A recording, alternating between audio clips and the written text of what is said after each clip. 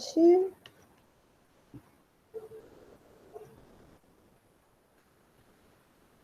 Gente, vocês conseguiram terminar de ler o conto que eu passei?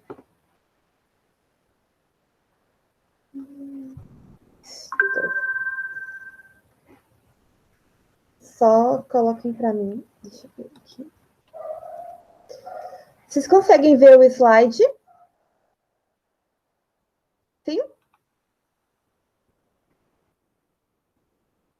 Deixa eu aumentar ele mais.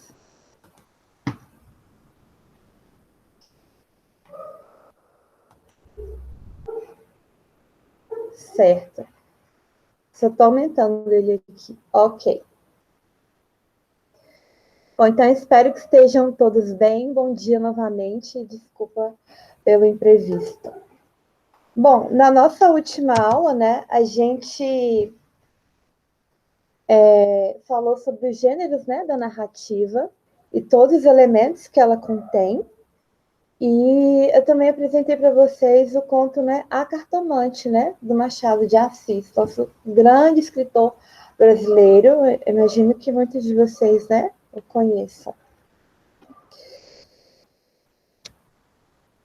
Só me fala aqui, vocês conseguiram terminar de ler? Ah, tá. Ok, você pegou o spoiler do final, certo. Então a gente vai fazer uma pequena revisão dele, relembrar um pouquinho.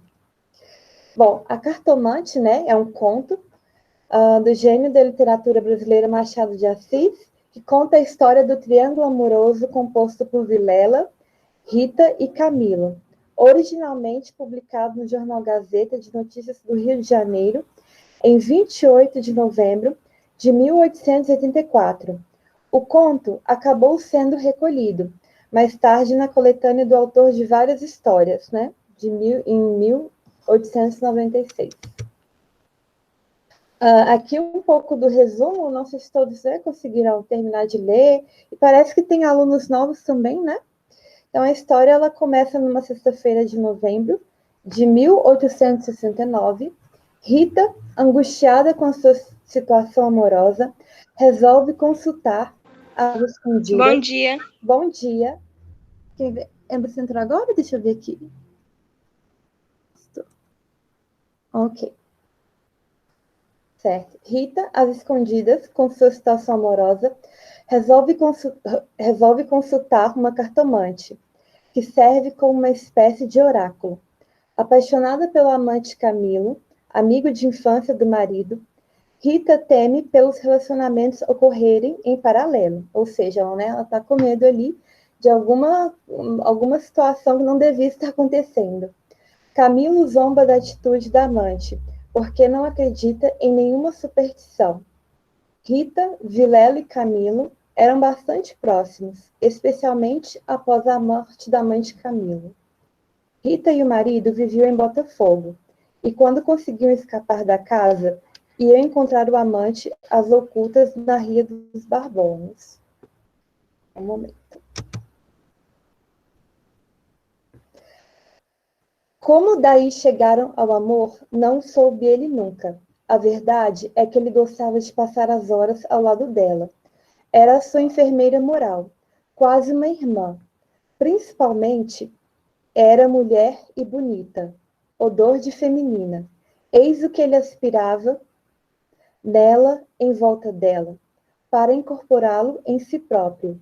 Liam os mesmos livros, iam juntos a teatros e passeios. Camilo ensinou-lhe as damas e o xadrez, e jogavam às noites.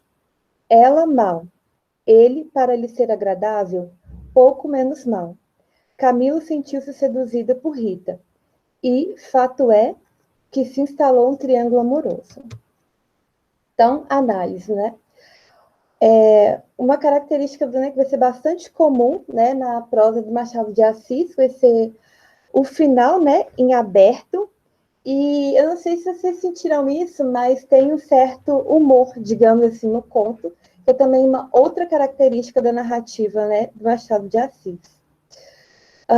E aqui, né, na análise, vai falar que em A Cartomante, chegamos ao final do conto sem entender como Vilela efetivamente descobriu a traição. Teria sido a cartomante a contar o caso extraconjugal? O marido teria interceptado uma das cartas trocadas entre os amantes? Como leitores, né, fica as dúvidas em aberto. Eu queria saber, alguns de vocês leram Dom Casmurro? Só podem ligar o áudio, só comentem para mim. Se alguém leu Dom Casmurro. Eu já li, mas já faz um bom tempo, assim. E o que você achou do livro? Ai, deixa eu ver se eu lembro. Eu li, era a história em quadrinhos, você já viu? Sim, eu sei que tem a versão em quadrinhos. É, eu achei, assim, que tinha mais humor nele. Uhum. Ele é um humor que nem sempre a gente consegue perceber assim no começo, né? Tem que ter um pouquinho de atenção porque o Machado de Assis ele é um escritor assim um pouco irônico, né? Então eu ia comentar isso, né? Que a gente, como ele é um escritor do realismo e, né? Nas obras deles é comum, além do final em aberto, porque a gente, né? É a famosa pergunta, né? Que fica, como é que foi o final de Dom Casmurro, né? Afinal, se ela traiu ou não o Bentinho, né? Apesar de que é um livro que tem questões bem mais interessantes também a serem analisadas, né? Não só essa pergunta que fica em aberto, né? Principalmente porque é um livro narrado em terceira pessoa, né? Desculpa, em primeira pessoa, né? Então a gente sabe do Dom Casmurro, né? Da história que ele conta a partir do ponto de vista do narrador. Então, o que eu queria comentar aqui nesse conto, né, a cartomante, que vão ter, né, características, né, do triângulo amoroso, uma crítica, né, à burguesia, né, digamos assim, e essa questão, às vezes, de manter os relacionamentos por status na sociedade, e o Machado de Assis, ele tinha uma crítica social, né, nas obras dele, e, né, o final em aberto.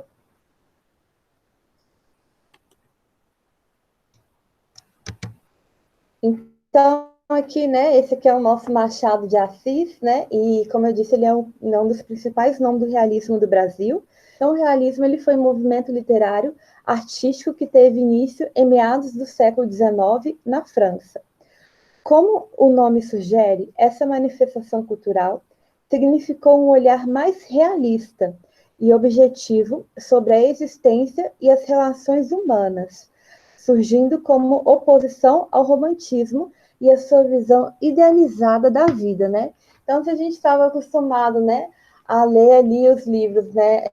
Não sei se alguém já teve a experiência de ler, por exemplo, A Dama das Camélias, que é um exemplo assim, de um livro bem romântico, que é bem idealizado. Tem um final feliz e tudo. E o realismo não, né? Como diz o nome, é um pouco mais assim, pé no chão, né? Tirando um pouco a sujeira debaixo do tapete, mostrando as pessoas, né, como elas são ali, revelando, né, os caráteres, sem o Bentinho é um surtado, assim. O personagem a gente não pode confiar 100% nele, não. Com certeza, acho que é um dos mais emblemáticos da literatura. Bom, então, como a gente está falando sobre a narrativa, então a gente vai fazer aqui um breve resumo, né, no momento. E lembrando, né, para eu ter uma narrativa, né, na minha história, os elementos que eu preciso, né, para se caracterizar. Seja, né, num conto, crônica, romance, novela, né? Eu preciso dos personagens, do autor, do espaço, né? Do tempo, né? De um enredo. E lembrando, né, que o autor pode ser em primeira pessoa, pode ser em terceira pessoa. Então aqui, né, temos os personagens, né, que é a Rita, a dama famosa e tonta, e aqui faz a descrição, né, da personagem.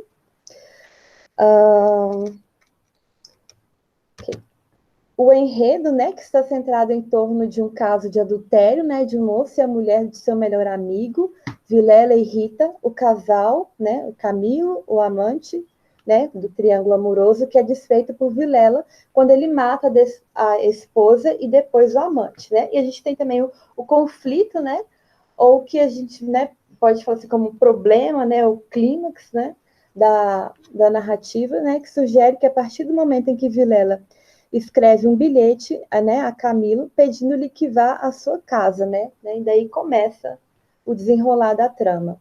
A introdução, que é um flashback, né, que apresenta o personagem, o espaço-tempo, isso é, né, quando, né, como se eu voltasse no passado e explicasse. Então, a história começou da seguinte forma. Aí eu posso contar um pouco da infância do personagem, ou eu trago elementos que ajudem a explicar por que ele está na situação que ele chegou hoje, digamos assim. Temos o desenvolvimento, que vai ocorrer a partir do 16º parágrafo, quando, né, passa a narrar o amor entre Camilo e Rita, cartas anônimas a Camilo e suas desconfianças, o bilhete de Vilela ao amigo, a inquietude de Camilo diante do pedido do amigo, acidente em frente à residência da cartomante, ida à casa da cartomante e restituição da tranquilidade, né? Então, uma nova visão de Camilo sobre os fatos. E tem a conclusão, né, que é a morte dos amantes, o clímax, que digamos assim, um ponto, né, mais alto, né, da história, que é o momento de maior tensão, que foi quando Camilo recebeu o bilhete de Vilela, pedindo-lhe que fosse à casa dele. E o desfecho, que é a chegada de Camilo à casa de Vilela, né, seguido de seu assassinato.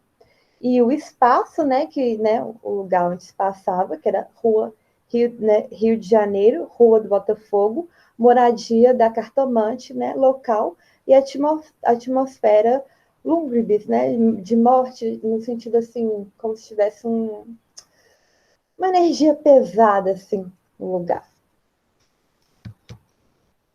O tempo, né, princípio de 1869 a novembro do mesmo ano, o tempo cronológico decorrido entre as cartas anônimas, o tempo psicológico, né, que já não tem a ver com dias, né, nem com horas, às vezes, ao ler parece que, nossa, ele está falando aqui de semanas, aí a gente vai ver só foi uma tarde, aí que descreve. Cresce a cada momento, né? O medo, a tensão, a expectativa de Camilo, visita cartomante, encontro entre Vilela e Camilo. Então, aqui a gente não tem certeza, né? Quanto dura esse tempo, quanto tempo, né? Vai durar esse momento. Está mais ligado a como o personagem se sente, como ele vai descrever. E, né? Temos um narrador, que é observador, né? O foco narrativo em terceira pessoa, onisciente, ou seja, ele sabe tudo sobre as personagens. Temos o discurso indireto, né, que é o diálogo da cartomante com Camilo. E o foco narrativo em primeira pessoa é mudado para tecer considerações sobre a vida e caráter de Camilo. E também, né, aqui o Machado de Assis ele faz uma referência, né, a Hamlet. Bom, então aqui eu trouxe para vocês agora umas questões, né, para a gente praticar um pouco. Mas antes, eu queria saber se alguém queria fazer algum comentário, alguma pergunta, tá? Assim que não entender muito bem, algum ponto que eu possa voltar. Aí pode ligar o microfone, escrever o que vocês acharem melhor. Eu queria fazer uma pergunta. Uhum. Essa questão do tempo psicológico seriam meio que os exageros que o personagem fala no texto, assim, quando ele tá com alguma sensação? Tipo, por exemplo, nossa, ele tava tão ansioso que parece que demorou dias até ele chegar na casa do amigo? Seria tipo isso? Isso, tem a ver com isso sim.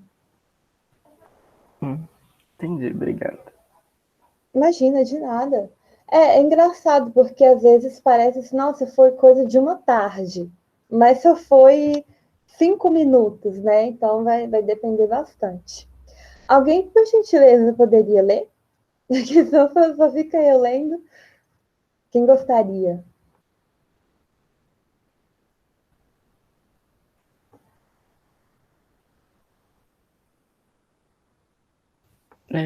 Eu posso ler. Uhum, por favor. A peça Hamlet, de Shakespeare narra o assassinato do pai do protagonista por Cláudio, seu tio, que toma o poder e se casa com Gertrudes, a sua mãe. Hamlet, futuro herdeiro do trono, fica em dúvida, fica com, fica, ué, fica em uma dúvida cruel entre matar ou não o tio. Nessa obra de Shakespeare, citada por Machado de Assis no conto A Cartomante, ai meu Deus, hoje eu tô complicado, desculpa. No conto A Cartomante, há uma frase muito conhecida: há mais coisas no céu e na terra do que sonha a nossa filosofia. Uma outra frase muito conhecida na mesma peça, mas que não está explícita na narrativa de Machadiana, é: ser ou não ser, eis a questão. Essas duas citações permitem estabelecer uma relação com o conto A Cartomante de Machado de Assis. Ok. Isso. Pronto, aí pode ir para as questões. Assinale a alternativa que não estabelece uma relação correta entre o conto A Cartomante e a peça de Shakespeare. Letra A. Ser ou não ser dialoga com as oscilações de Camilo, que fica em dúvida atroz entre ir ou não à casa de Vilela. Letra B. Pode-se afirmar que as oscilações de Camilo entre consultar ou não a cartomante têm relação com as dúvidas do príncipe Hamlet entre matar ou não o tio. Letra C. A frase há mais coisas no céu e na terra apontam para a mudança de comportamento de Camilo. Antes não acreditava em superstições, mas depois acaba consultando a cartomante. Letra D.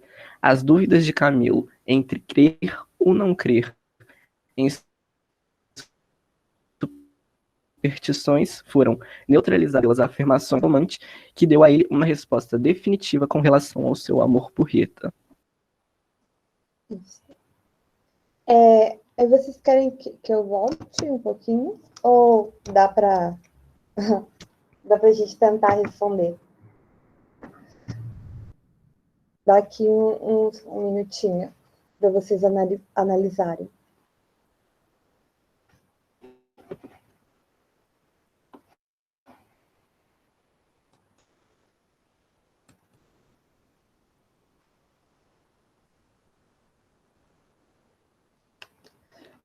Podem digitar também a letra que vocês escolheram, ou se vocês quiserem ligar o microfone, ou se vocês não entenderam bem a pergunta, por favor, podem perguntar.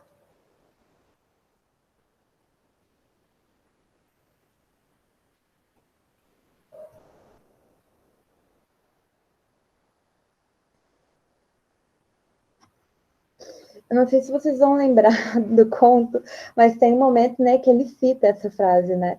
Há mais coisas entre o céu e a terra do que sonha a nossa vã filosofia. Então, ele faz ali uma referência. Letra C? Olha, muito bem, com certeza. Né? Porque vai falar justamente que antes, né, ele era totalmente descrente, né? Tanto que ele fala para ela, olha, se você quer saber de alguma coisa, né, pergunta para mim, né? E depois ele mesmo vai na cartomante, né? E como se diz, ele um pouco meio que se contradiz o personagem.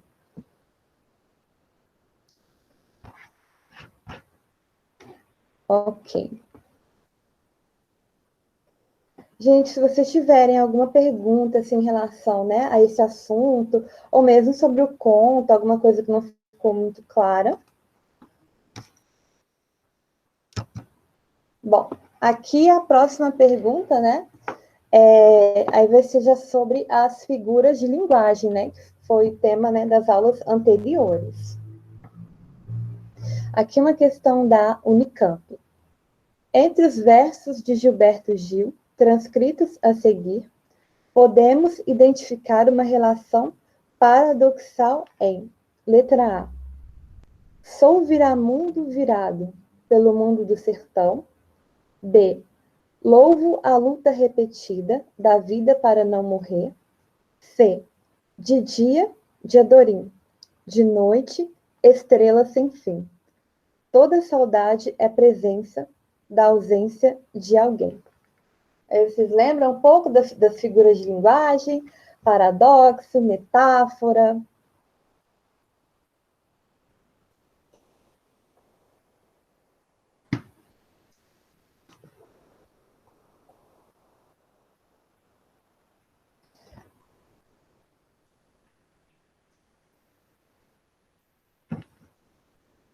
Eu tô um pouco meio perdida porque é hoje que eu tô participando do literatura. Eu entrei no Hoje é sábado seu passado. primeiro dia, né? Sim, ok. Seja bem-vinda, tá? É porque como eu só venho uma vez por mês, né? Então, é o seguinte, a gente, hoje, né? Obrigada. Imagina, eu peço desculpas. A gente estava, né, falando sobre a narrativa, né, e os elementos que ela contém.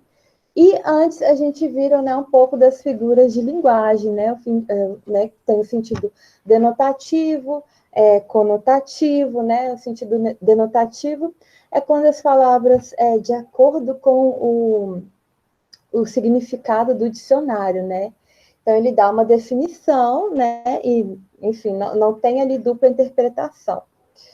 E o sentido figurativo, né, é quando né, o significado da palavra, da questão, ela pode ser, né, pode ser outra coisa, e eu uso apenas um parâmetro. Não é o significado do dicionário, é uma coisa assim, figurada. Metáfora, isso, as matérias anteriores, sim. Eu posso mandar os slides novamente, né? Então, a metáfora, né, quando eu quero... Deixa eu ver um exemplo aqui, claro. Para eu explicar para vocês. Metáfora. Quando eu quero falar de um significado, e eu uso... Aqui, pronto. Se eu mostrar para vocês o significado, fica um pouco melhor. Aqui. Ah, tá. Até lembrei de um exemplo que eu coloquei na figurinha do slide anterior, quando a gente fala assim, cortar as asinhas de uma pessoa. É quando a gente quer dar limite para elas, né? Aqui eu vou colocar um significado rapidinho que eu achei, só para eu esclarecer para vocês. Aqui. Né? Por exemplo, aqui ele dá o significado de designação de um objeto ou qualidade mediante uma palavra que designa outro objeto ou qualidade que tem como primeiro uma relação de semelhança, né? Então, vontade de ferro, né? Aquela pessoa persistente, né? Com alguma coisa. Paradoxo, né? São coisas, às vezes, assim, muito contrárias, né? Uma da outra, né?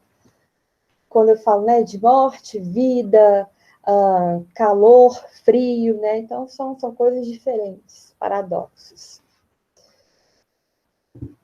Muito comum, às vezes a gente vê isso em poesia, né? Porque vai se usar muita figura de linguagem justamente para que a poesia ela possa, né, ganhar um sentido assim, mais criativo, dar duplo sentido, né? Então, os autores gostam muito de usar as figuras de linguagem na poesia. Alguém quer arriscar uma letra? Lembrando que vocês vão escolher letra D, deixa eu ver, vamos ver. Toda saudade é presença da ausência de alguém. Muito bem. Certinho. Saudade, né? Ou seja, a pessoa, né, tá ali comigo. Mas como que eu tô com saudade de uma pessoa, né, que tá aqui do meu lado, presente comigo, né? Exatamente.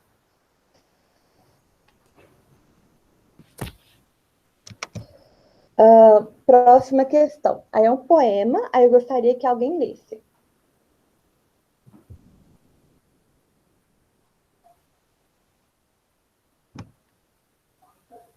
Eu posso ler.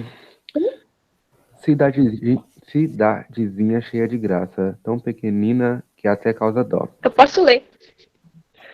Com seus buracos, a passar na praça, sua igrejinha de uma torre só.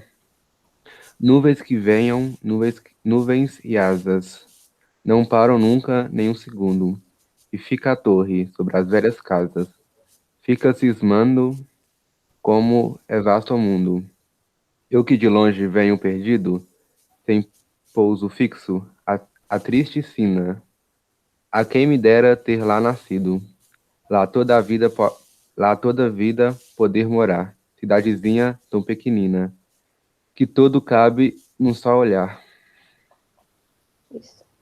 Tá um pouquinho claro o nome, né, do poeta Mário Quintana. Pode ler as questões agora, por gentileza?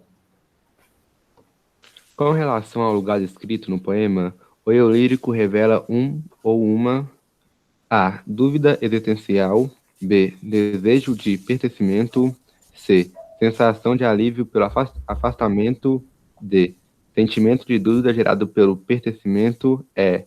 Revolta profunda pela triste sina de não pertencimento.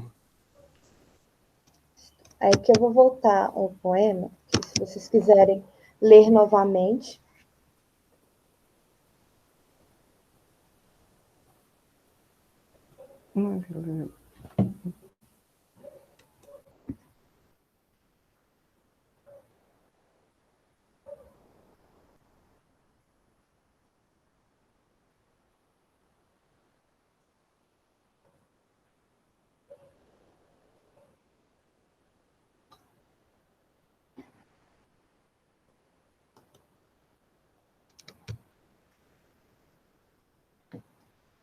Então, de acordo com a interpretação, né, que vocês fizeram, qual vocês acham que é a alternativa certa?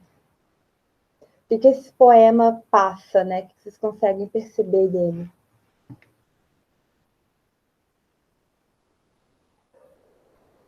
Querem que volte? Isso mesmo, desejo de pertencimento.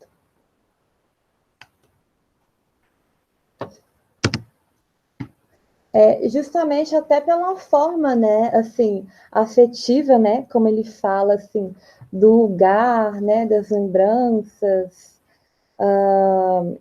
e também quando ele usa, né, nuvens que venham, nuvens e asas, né, não param nunca nem um segundo.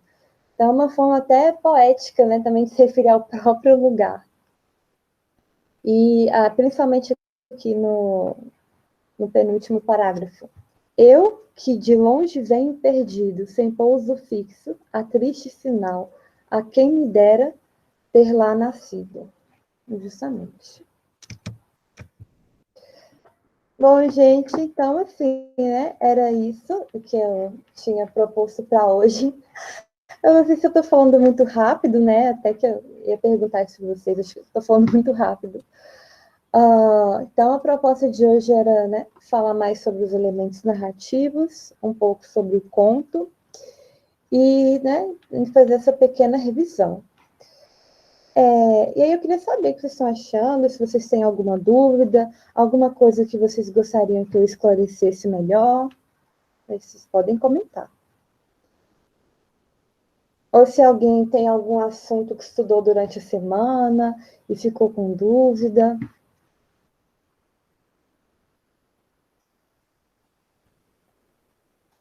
Tá tranquilo? Eu tô falando, né? Eu não sei se eu posso ter dito alguma coisa que ficou um pouco confusa, eu posso esclarecer melhor.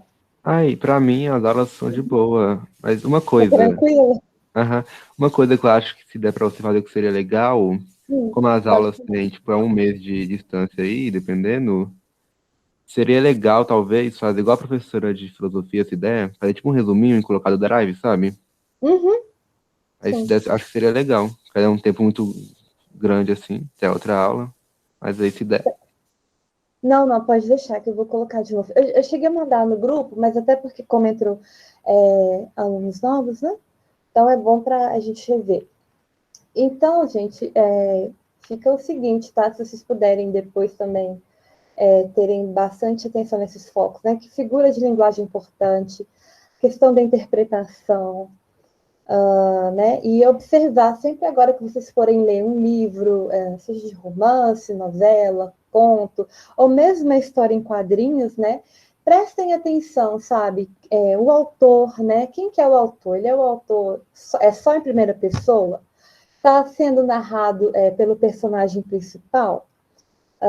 Tem momentos, né, de flashback, que é quando né, é narrado momentos ou de infância, ou, por exemplo, né, eu soube, aconteceu um assassinato na história. Aí o flashback seria, né, no caso, o encontro entre a vítima e o seu assassino, e aí vai descrever como que aconteceu, né, como se tivesse uma volta ali no passado. Né, o que mais? O tempo, né, que pode ser né, o tempo mais racional, tantas horas, era 23 horas da noite, ou pode ser só o tempo psicológico, né, do personagem, o clímax, que é geralmente o ponto alto, né, da história. Aí vocês observem sempre esses elementos, porque com o passar do tempo, né, a tendência é que a gente vá se tornando um leitor cada vez mais crítico, sabe? A gente já não vai ler mais com aquele olhar tão inocente.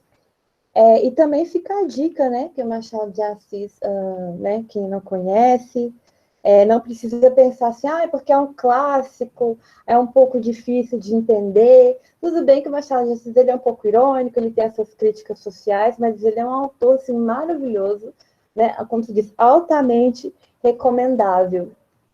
E, né, então, se vocês tiverem interesse, né, Dom Casmurro, quem não conhece, se quiser pesquisar. Eu cheguei a mandar o vídeo, mas eu posso mandar o PDF do conto depois, novamente, né, a Cartomante, se quiserem reler depois, tá bom? Então é isso, gente. Muitíssimo obrigada pela presença de vocês. Desculpem qualquer coisa. E, por favor, se vocês tiverem alguma dúvida, podem me escrever, tá? No grupo. Né? Ou se, de repente, LD, eu estou estudando algum assunto diferente da aula durante a semana, você pode tirar uma dúvida para mim, sem problemas, tá bom? Então, um ótimo final de semana e até a próxima aula. Tchau, tchau.